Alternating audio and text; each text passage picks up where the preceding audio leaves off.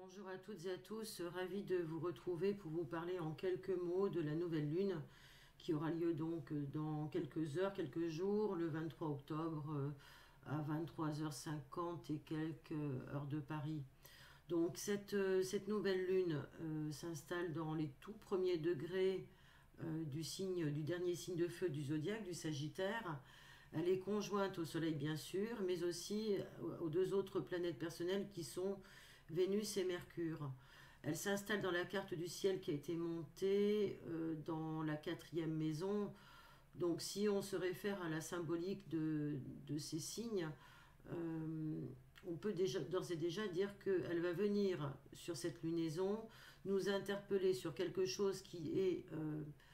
très profondément ancré ou installé à l'intérieur de nous, dans notre être profond, voire même dans notre culture, dans notre lignée,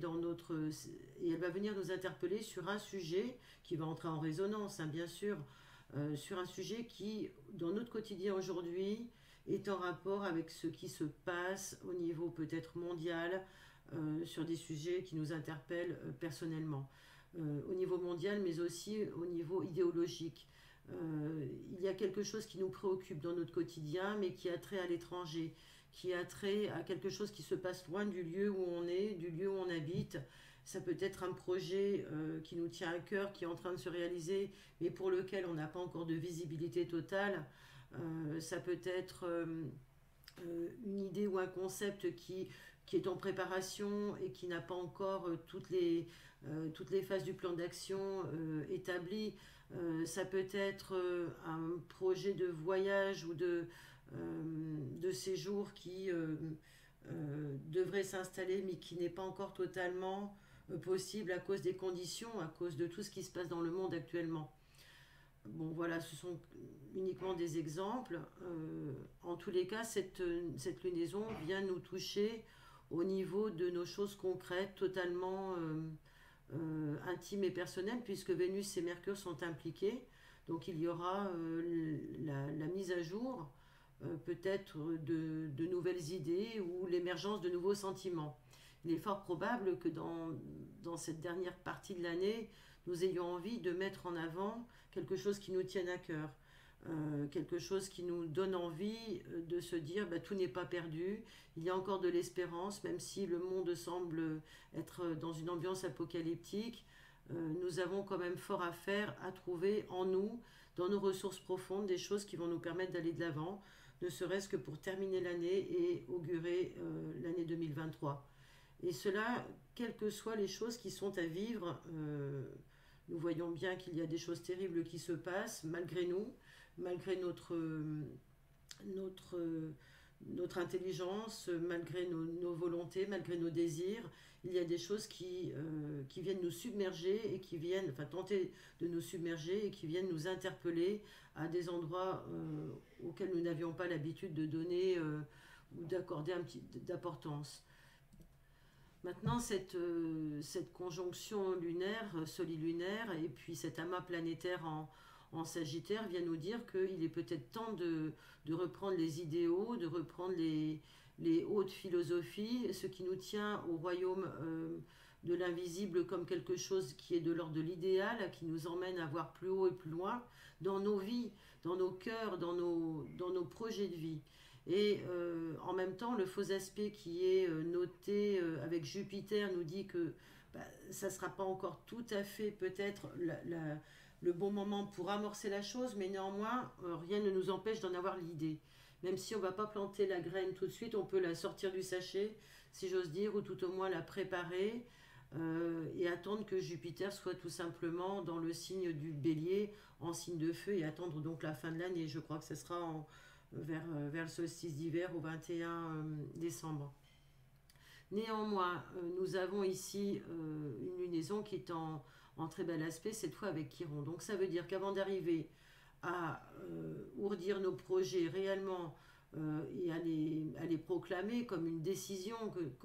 qu'on saurait prendre pour cette fin d'année, eh bien il va falloir guérir des choses qui appartiennent à des choses qui n'ont pas été tolérées en nous jusqu'à présent, qui ont été relégués aux oubliettes ou qui ont été ostracisés.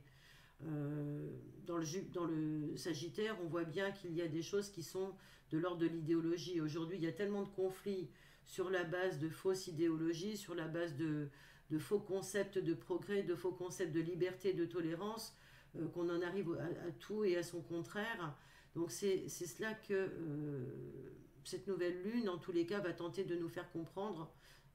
et de nous demander de corriger. Alors voyons dans nos vies à quel endroit cela se situe, dans quelle thématique, dans quel chapitre de nos vies nous serions amenés à revoir quelque chose qui ne serait pas assez ouvert ou qui serait enfermé dans un dogmatisme ou qui aurait besoin d'être sorti un petit peu des ornières pour accueillir plus de tolérance et accueillir peut-être un idéal beaucoup plus élevé et pourquoi pas changer changer de grille de compréhension, s'ouvrir avec bienveillance à quelque chose qui est plus grand que nous, tout simplement, accueillir cela et se voir étant en train de le faire. Voilà les maîtres mots, je pense, de cette lunaison, sachant que il y aura toujours quand même un voile d'opacité dans les paroles qui pourraient être...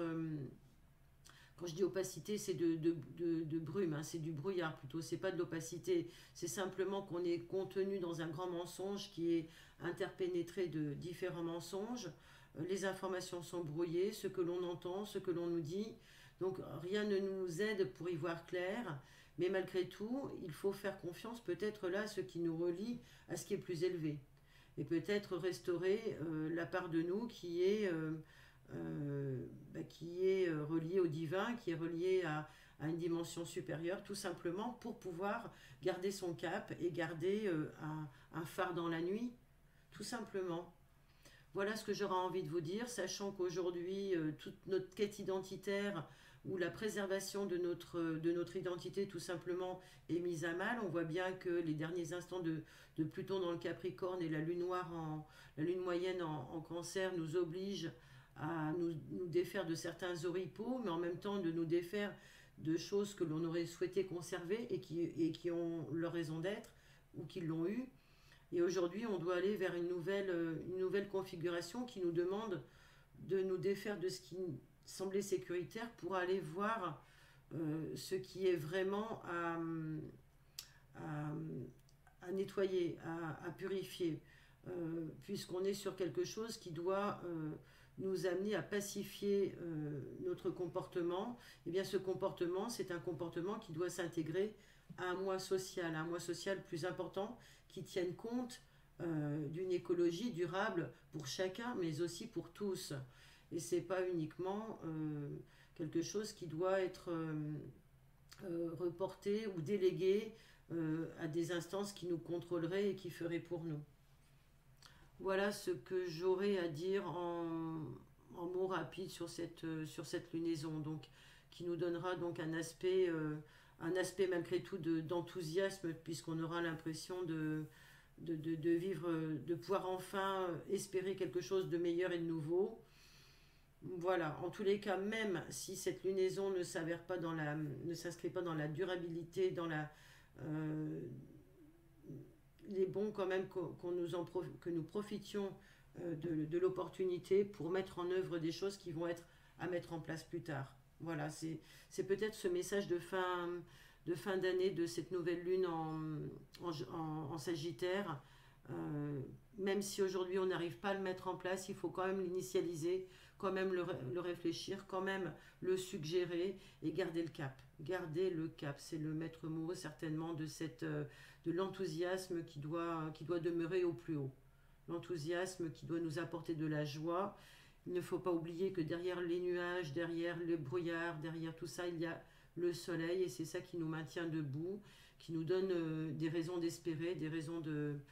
continuer de croire en notre humanité et au maintien donc des bonnes choses sur Terre.